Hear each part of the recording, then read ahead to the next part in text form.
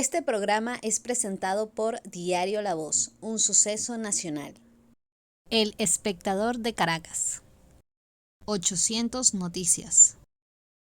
Forum Supermayorista. Compra más, ahorra más. Style Shop, tu mejor opción en marca y accesorios. Bienvenidos a Conversando con Emilio. Varias encuestas hechas recientemente nos confirman algo que ya sabíamos, que es que una gran cantidad de venezolanos no le alcanza el dinero para comprar los más básicos insumos. Para hablar de eso y mucho más, hoy tenemos al diputado de la Asamblea Nacional, Bruno Gallo. Él es diputado por Avanzada Progresista. Bruno, bienvenido. Muchísimas gracias, Emilio. Muchísimas gracias a los que nos escuchan.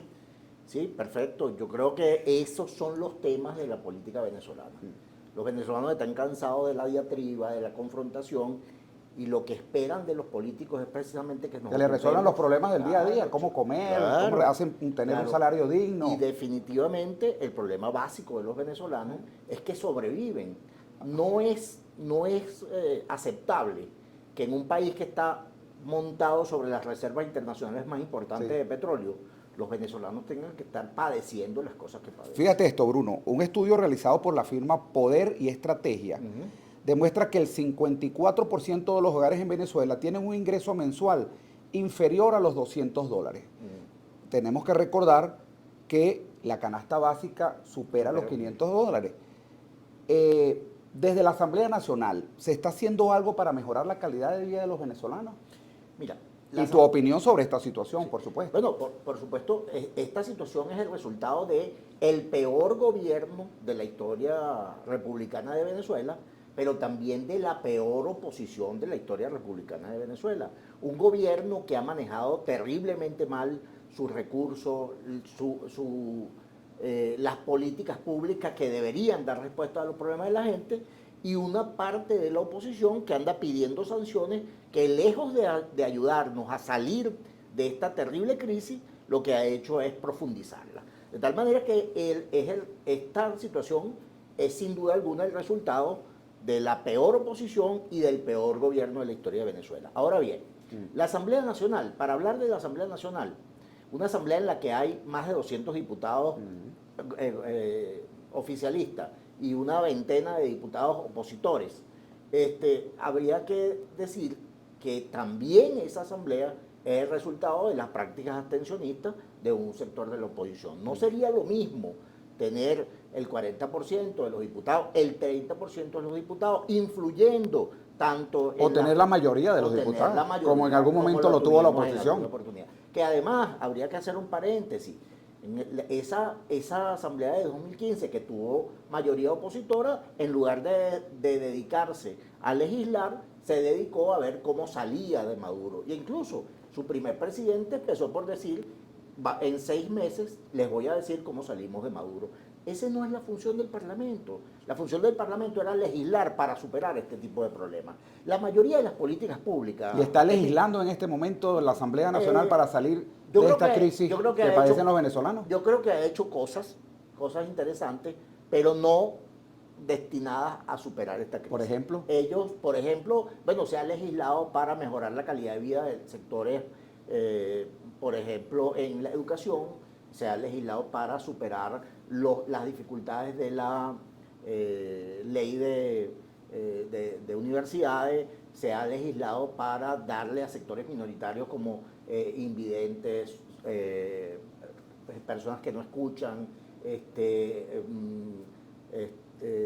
gente que está en el espectro autista, se le ha dado condiciones digamos, legales mejores a las que tenía. Sin embargo, las políticas públicas que se implementan, una cosa es la ley y otra es la realidad.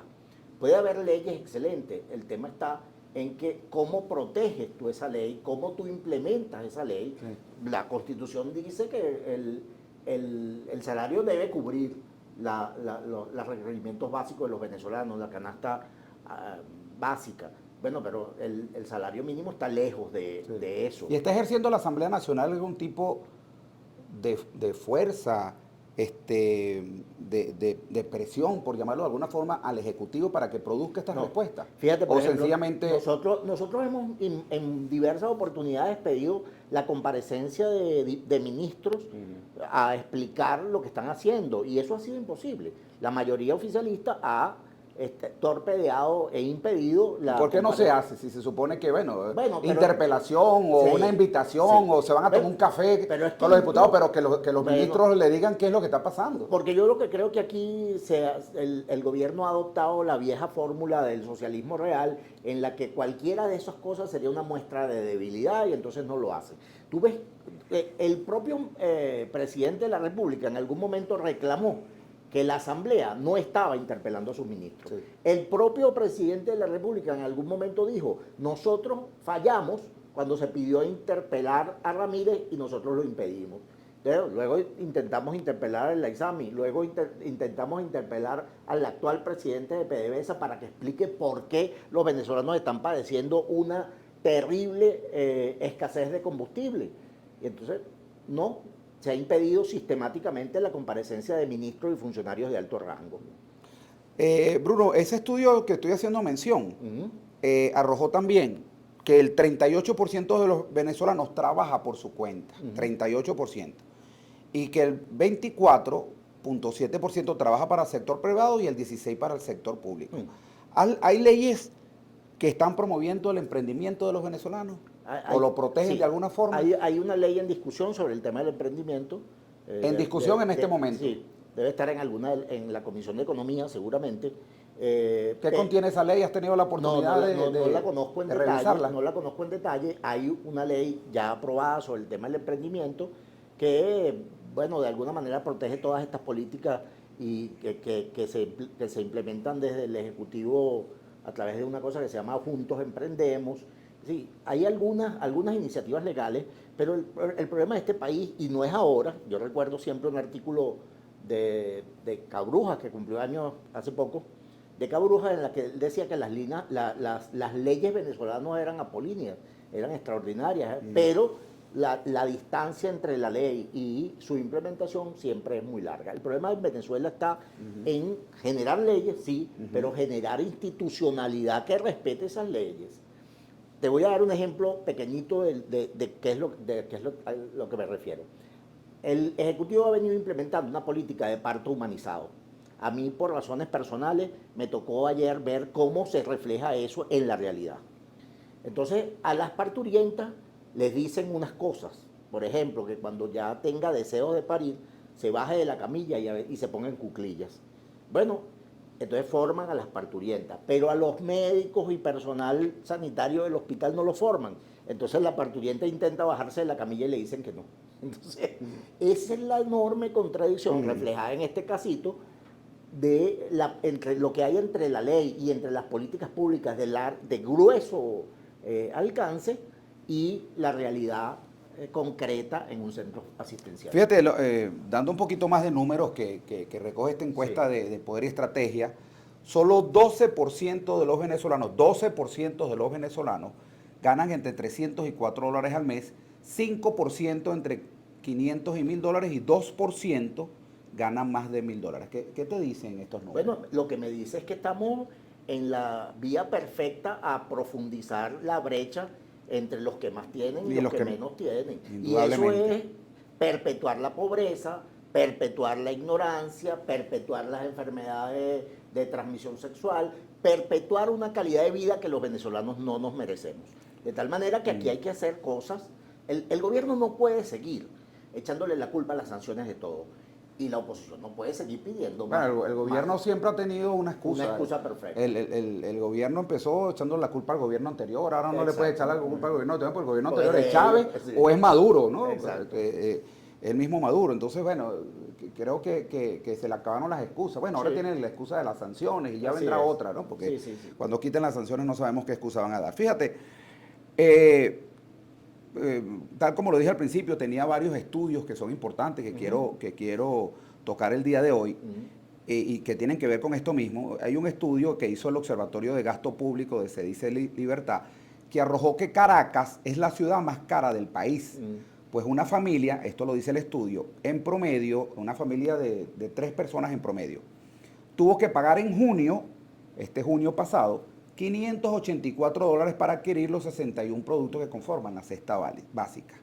Desde la AN vienen nuevas, para impedir esto, por lo menos de que Caracas sea la ciudad más cara o los precios caros, desde la AN vienen nuevas regulaciones de precios, o el chavismo entendió que esa fórmula no funcionaba para regular los precios. Yo creo que afortunadamente... Y dejó las cuestiones para que el mercado regule los precios. Sí, fíjate la cosa, cómo se pasa se brinca de un lugar a otro sin mediar ningún tipo de explicación a la sociedad. Si antes era todo, controlarlo todo, ahora es la desregularización de todo.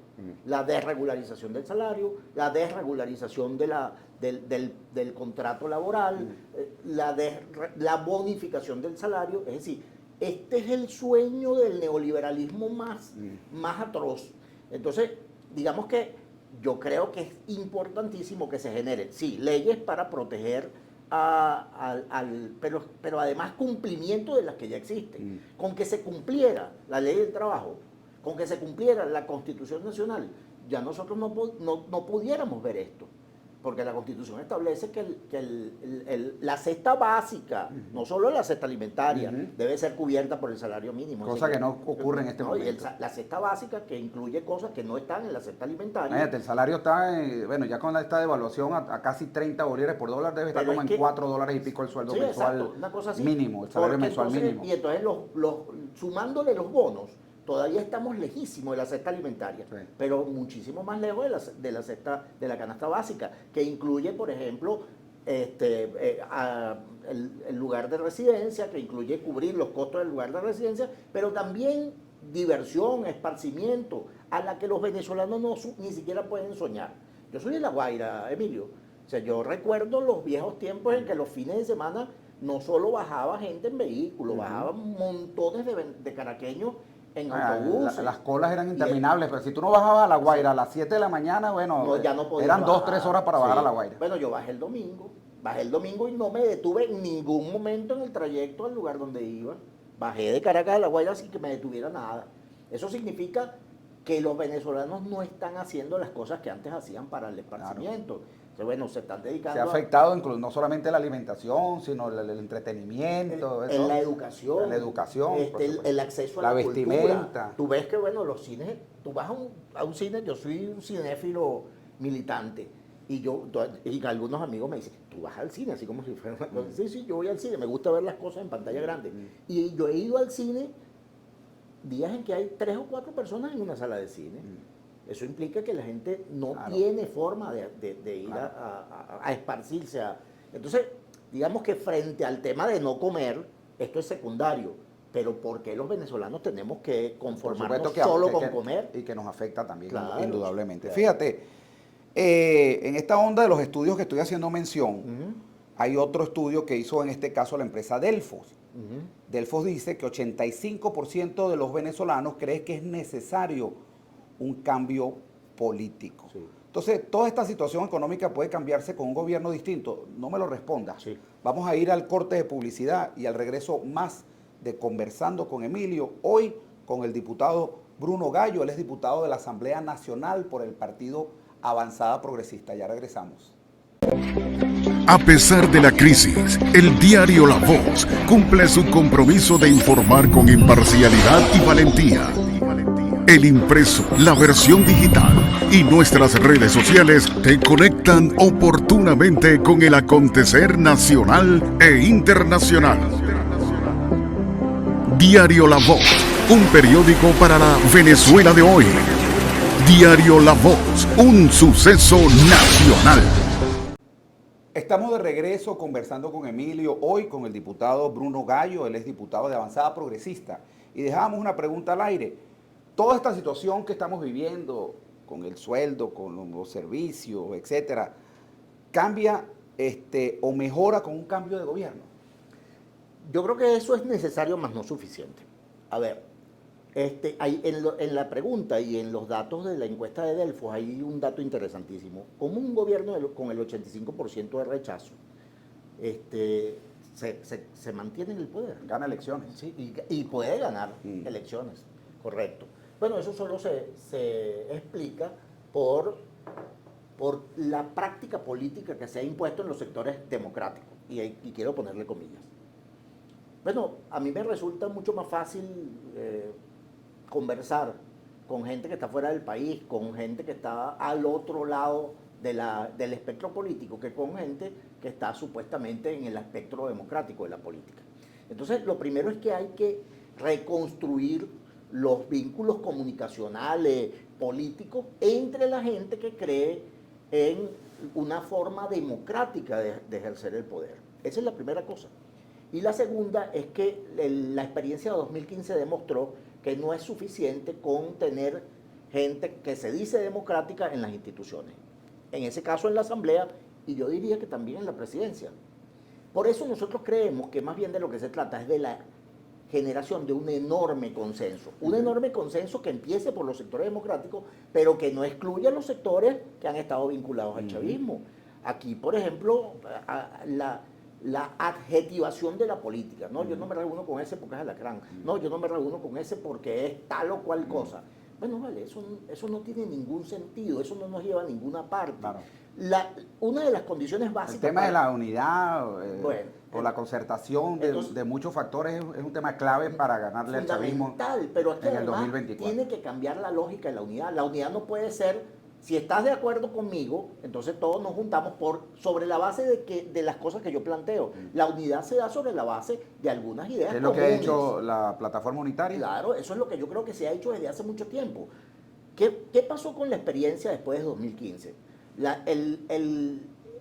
mesa de la unidad democrática, que estuvo, digamos, magistralmente dirigida por Chugo Torrealba y Ramón Guillermo Aveledo, de pronto se quitan de encima a esas dos personas que tenían, digamos, las virtudes de escuchar al concierto de las voces democráticas del país, y empieza a generarse los G4, G7, G8, y entonces las decisiones empezaron a tomarlo los que tenían mayor representación en la Asamblea Nacional.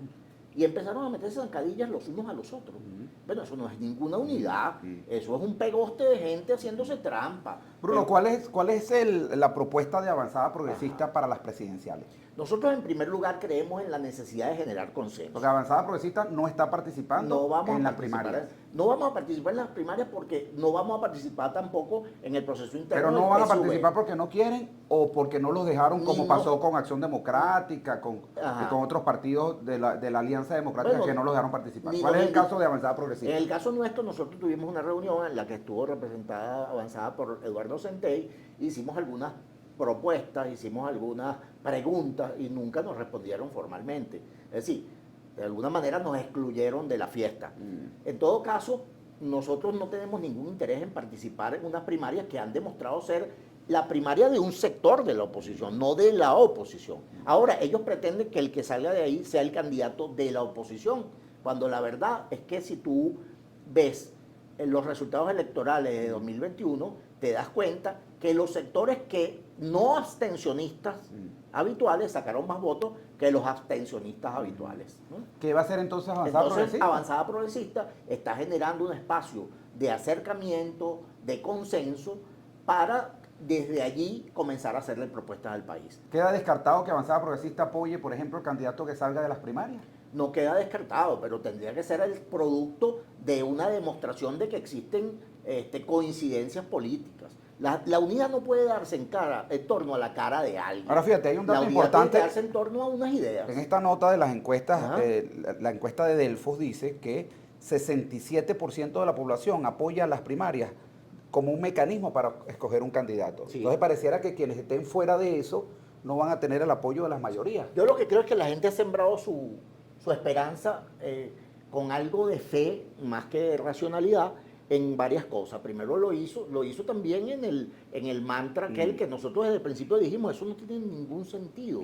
Eso eran tres frases absolutamente absurdas. Bueno, la gente anda buscando una propuesta en la cual sembrar sus esperanzas, porque la gente necesita tener un norte, tener una propuesta que le genere esperanza, que no convierta la vida en una especie de ¿Tiene avanzada, más allá fatalidad. de un candidato o de un posible apoyo, tiene Avanzada Progresista un programa de gobierno Sí, para ese candidato Nosotros que vayan a apoyar? Lo primero que vamos a hacer es hacer pública una coalición entre 3 factores de la política venezolana. Cambiemos, el Lápiz y Avanzada Progresista. El 24 tenemos un primer acto en San Juan de los Morros.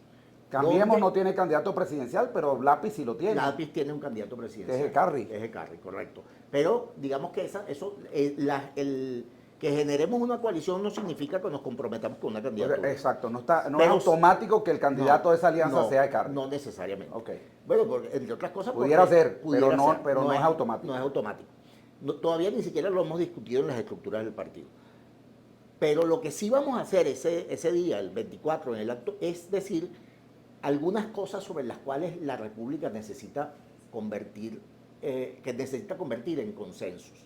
Sí, y sobre la base de ese documento estaríamos preparando un programa de gobierno para quien quiera que sea finalmente nuestro candidato presidencial. ¿Cuál debería ser la prioridad en ese programa de gobierno? Bueno, yo creo que las prioridades son la democratización y reinstitucionalización del país en el ámbito de la política, devolverle la prosperidad y la calidad de vida a los venezolanos en el ámbito de lo social y de lo económico, y reactivar la economía, definitivamente. Reactivar la economía sobre la base de políticas claras, normas claras, leyes claras que permitan la inversión extranjera y la inversión privada sin que se sientan, digamos, con la espada de Damocles sobre la cabeza. Manteniendo el tema de las posibles soluciones para resolver la situación de la comida para la gente, el gobierno ha utilizado el mecanismo de las bolsas CLAP. ¿Qué opinión tienen ustedes en Avanzada Progresista sobre las entregas de las bolsas CLAP? ¿Crees que esa es la solución? Yo no creo que esa sea una solución permanente. Yo creo que hay que hacer un reconocimiento, digamos, al esfuerzo logístico que significa eso. Sí. ¿no? Yo sé que las bolsas le llegan a cantidades enormes de gente y que eso, por lo pronto, es una política que debe mantenerse. Pero ese tipo de subsidios directos que son para resolver problemas concretos no pueden mantenerse para siempre. Entonces tú tienes que dirigirte hacia la superación de la pobreza, tiene que estar estructurada con temas mucho más estratégicos. Sí. Es decir, con el ingreso, con la educación, tienen que articularse. Fíjate que hubo una política en este país en el que se articulaba el subsidio directo de la leche con que los niños se mantuvieran en la escuela. Sí. Entonces tú estabas resolviendo un problema de carácter coyuntural, que era la desnutrición infantil, sí. Lo estabas vinculando a la educación, que es un tema estructural. Sí. Es decir, tú vas a tener el subsidio siempre que te mantengas en la escuela. Sí. Aquí uno de los problemas gravísimos que está viviendo la sociedad es que la calidad de la educación se deteriora, el ingreso de los maestros se deteriora, sí. Y eso es una hipoteca a futuro del país. Sí. Por cierto, fíjate que este tema y espero que las personas que nos vean, bueno, sepan apreciar toda esta cantidad de trabajo que hemos tenido que hacer para obtener todos estos números de diferentes encuestas. Aquí tengo una quinta encuesta de Mega Análisis. 84.9 de los venezolanos, según la empresa Mega Análisis, recibe la bolsa. Sin embargo, el 86% de este 84%, el 86% valoran negativamente la calidad de los productos.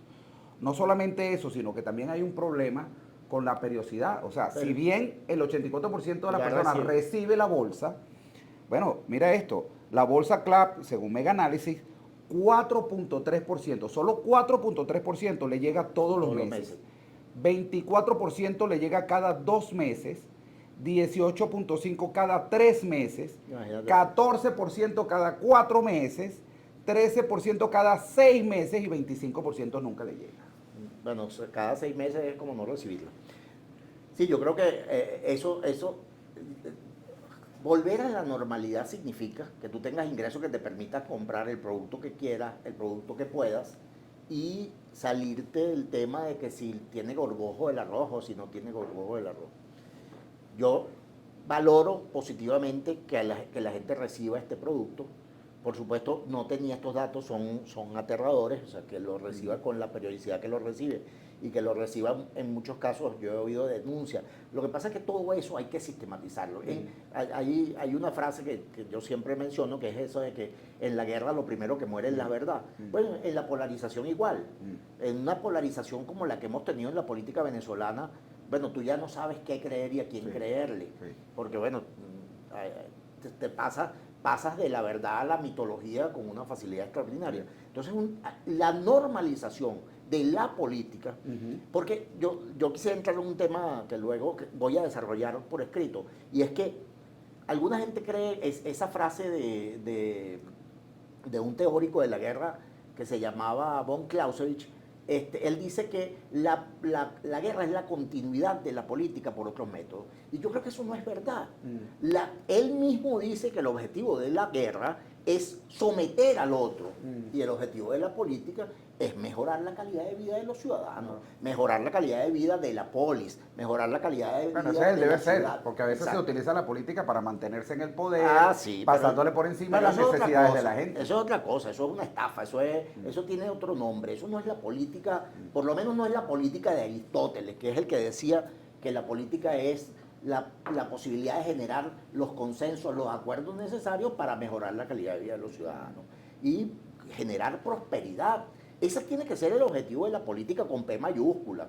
Bueno, si alguien utiliza la política para enriquecerse, eso no es política, eso es cualquier otra cosa. Ya para finalizar, Bruno, que lamentablemente se nos acaba el tiempo, el distanciamiento, la separación que hubo con Henry Falcón, ¿qué ha ocasionado en Avanzada Progresista? Avanzada Progresista ha ido para bien, ha ido para mal, se ha debilitado, se ha fortalecido, producto de esa separación de Henry Falcón. Sería absurdo decir que no pasó nada. No, bueno, ese era el hombre que digamos, de alguna manera fundó el partido y claro que tuvo una influencia en algún momento.